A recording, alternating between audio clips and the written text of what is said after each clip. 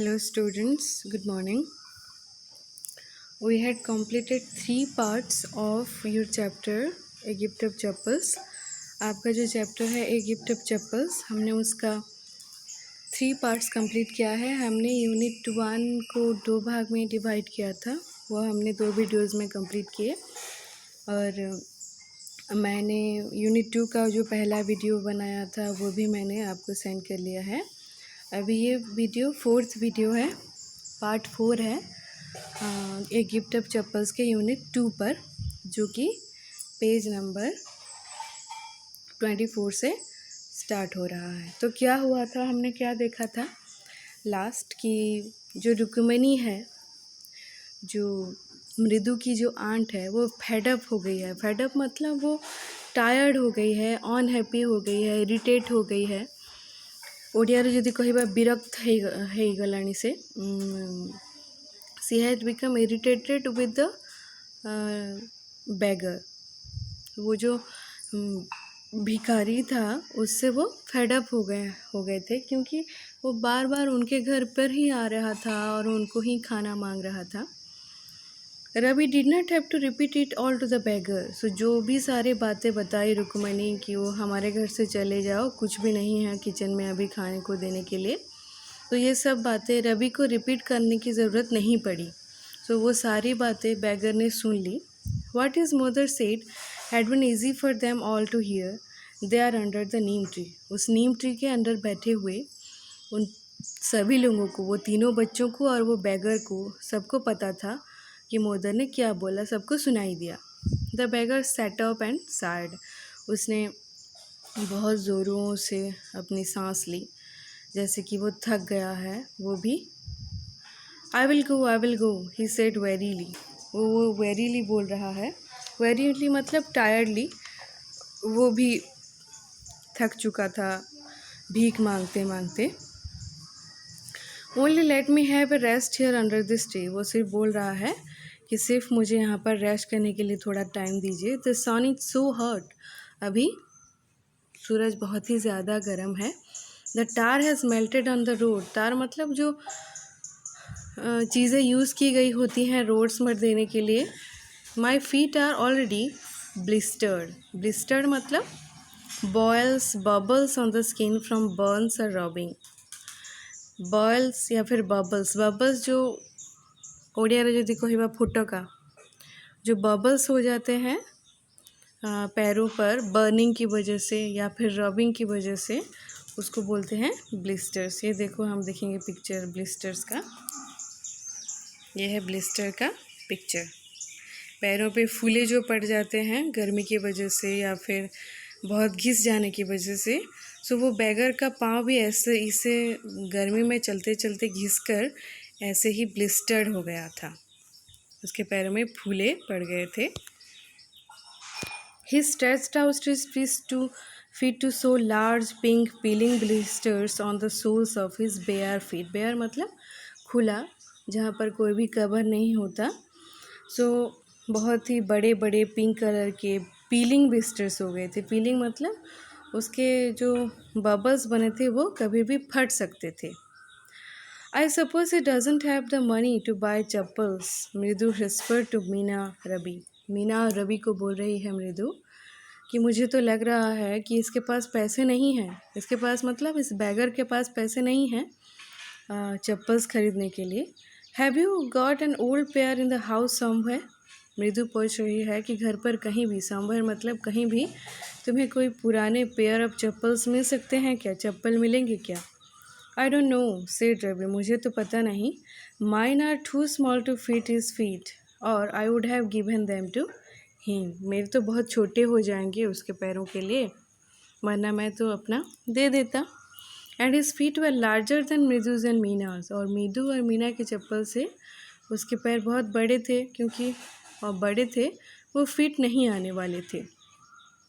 The beggar was shaking out his upper cloth and tightening his dhoti. तो beggar क्या कर रहा था, तैयारी कर रहा था वहाँ से जाने के लिए।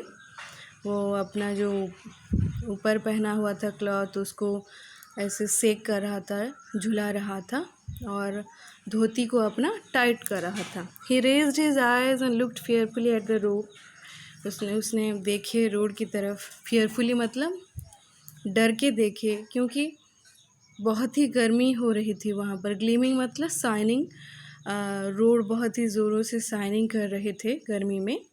ही need something on his feet, Meena said, her big eyes feeling it's not fair. So उसके आंखें भर आई थी। सो मीना उस बैगर की पेन से रोने लगी थी। वो बोल रही थी कि उसे सच में अपने पैरों में कुछ पहनने की ज़रूरत है, ये अच्छी बात नहीं है, it's not fair. Said Ravi, I am thinking about it. अरे चुप करो, मैं अभी सोच ही रहा हूँ इसके बारे में। Blubbering it's not fair is not going to help. Blubbering मतलब ऐसे बार बार बोलने से, नॉट फेयर बोलने से कुछ हेल्प नहीं हो जाएगा। इन 2 minutes he will be frying his feet on that road. अभी भी 2 मिनट में वो यहाँ से चला जाएगा और अपना पैर वहाँ पर वो फ्राई करेगा मतलब गर्मी में उसके पैर फिर से उसमें ब्लिस्टर्स होंगे। What he needs is a pair of chappals. So उसको ज़रूरत क्या है कि पेयर ऑफ चप्पल्स की ज़रूरत है। यहाँ पर इस चैप्टर का नाम आ रहा है students, a gift of chappals, जो कि ये बच्चे उस बैगर को देते हैं, उस भिखारी को देते हैं, जो कि एक गिफ्ट की तरह होता है उसके लिए। So where do we get them, हमें कहाँ पर मिलेगा ये चप्पल। Come let's search the house. He pushed Mridu and Meena into the house. उन दोनों को वो घर में लेकर वो तीनों ढूंढने लगते हैं क्या वहीं पर कोई चप्पल है या नहीं। Just as she stepped into the baranda, Mridu's eyes fell on the old looking chappals she had noticed when she arrived. So जब वो लोग बारंडा पर चढ़ ही रहे थे, तभी मृदु की आंखें उन चप्पलों पर पड़ी जब वो यहाँ पर आई थी, घर पर पहुँची थी। हमने पढ़ा था यूनिट 1 में, पैराग्राफ 2 में पढ़ा था कि एक चप्पल का डिस्क्रिप्शन दिया गया था वहाँ पर, जो कि वहाँ पर पड़ा हुआ था जब मृदु ने अपने चप्पल खोले थे। रवि, सी whispered to him, whose are those? ये किसके चप्पल हैं? Ravi turned and glanced at the shabby looking but sturdy old slippers. Shabby मतलब बहुत ही मैला दिख रहा था, बहुत ही पुराना हो गया था, old slippers था। He beamed and nodded. Beamed मतलब वो खुशी से स्माइल कर रहा था, nodded मतलब उसने अपना सर हिलाया। These are just the right size. ये सभी ये सही साइज़ के हैं। Picking them up, उसको उठाते हुए उसने बोला। मृदु and Meena followed him nervously back into the garden. फिर से गार्डन को मृदु और मीना ने रवि को फॉलो करते हुए वो लोग गए। Here said Ravi to the beggar, ये लो, dropping the slippers in front of the old man. उसी वो जो बैगर था वो ओल्ड मैन था, उसके सामने स्लीपर्स को रखते हुए उन्होंने बोला, ये हैं, wear these and don't come back, इसे पहनो और कभी भी वापस मत आना। The beggar stare at the slippers, उसने देखा, स्टेयर मतलब ध्यान से देखा उसने।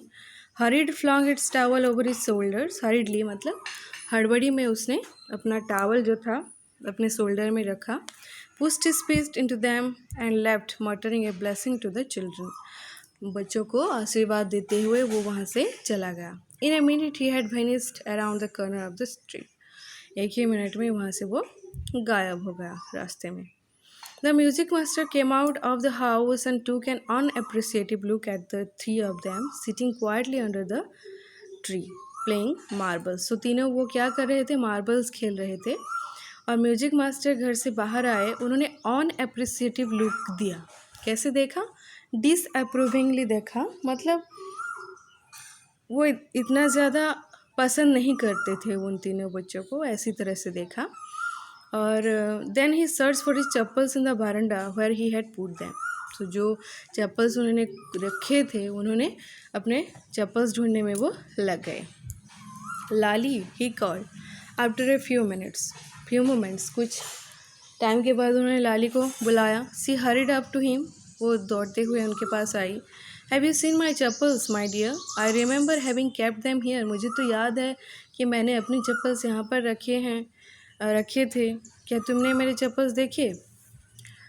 अभी ये जो चप्पल थे वो किसको मिल गए थे, वो बैगर को मिल गए थे। जो म्यूज़िक मास्टर के जो चप्पल थे वो बैगर को इन तीनों बच्चों ने दे दिया था, रवि, मृदु और मीना ने। रवि, मृदु, Meena silently watched Lali and the music master search every corner of the baranda.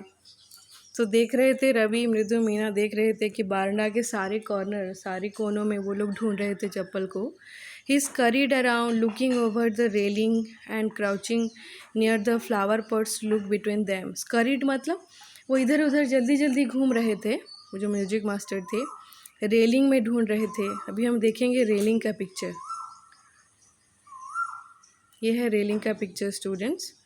ये होता है रेलिंग, जो फेंस दिया गया होता है, जो बॉर्डर दिया गया होता है सीढ़ियों में, उसको रेलिंग बोलते हैं। वो रेलिंग के भी इधर उधर ढूंढ रहे थे उसको, लेकिन उनको मिल नहीं रहा था। क्राउचिंग मतलब ऐसे झुक के, कोई चीज़ अगर दिख नहीं रहा तो हम जब झुकते हैं, बच्चों की तरह रेंगते हैं, उसको क्राउचिंग बोलते हैं। फ्लावर पॉट्स के इधर उधर देख रहे थे। ब्रांड न्यू दे वेयर, वो कैसे झूठ बोल रहे हैं, सुनो। ब्रांड न्यू, बहुत नए थे बोल रहे हैं। I went all the way to Mount Road to buy them, मैं माउंट रोड तक चल के गया था उसको ख़रीदने के लिए। He went on saying they cost a whole month's fees, do you know, पूरे महीने की फ़ीस लग जाते हैं उसको ख़रीदने के लिए। और इतने कॉस्टली थे वो, इतने एक्सपेंसिव थे। ये सब बातें म्यूज़िक मास्टर बोल रहे थे अपने चप्पल को ढूंढते हुए। ओके स्टूडेंट्स, वी शall stop this video here. It will be lengthy if we continue. Thank you for watching the video. Bye.